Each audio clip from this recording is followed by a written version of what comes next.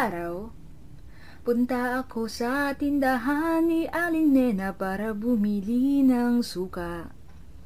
Pagbayad ko aking nakita isang binatang nakadungaw sa bintana. Natulala ako, laglag ang puso ko, nalaglag rin ang sukang hawak ko. Napasigaw si Aling Nena, ako naman ay parang natapakang tuta. Ngunit natanggal ang hiya nang nakita ko na nakatawa ang binata. Panay ang sorry ko sa pagmamadali, nakalimutan pa ang sukli ko. Pagdating sa bahay, nagalit si nanay, pero oksang ako ay inlababo ng tunay. Tindahan ni Aling Nena, parang isang kwentong pampelikula. Mura na at sari-sari pa ang itinitinda, pero ang tanging nais ko ay di nabibili ng pera.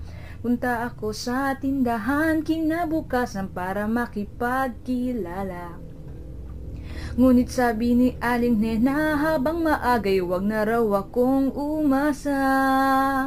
Anak niya'y alis na papuntang Canada, 3 araw na lang ay babay na. Tindahan ni Aling Nena, parang isang kwentong pampelikula. Mura na at sari-sari pa ang itinitinda, pero ang tanging nais ko hindi nabibili ng pera. Hindi mapigil ang damdamin, ako'y nagmakaawang ipakilala. Payag daw siya kung araw-araw ay mayroon akong binibili sa tindahan niya. Ako'y pumayag at pinakilala niya sa kanyang kaisa-isang binata. Ngunit ang makilala ay tumalikod na at iniwan akong nakatanga. Tindahan ni Aling Nena, parang isang kwentong pampelikula. Mura na at sari-sari pa ang itinitinda, pero ang tanging nais ko ay di nabibili ng pera.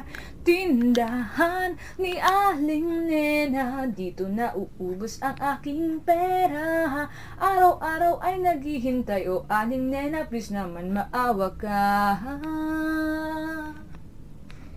Bakla, siya'y bakla.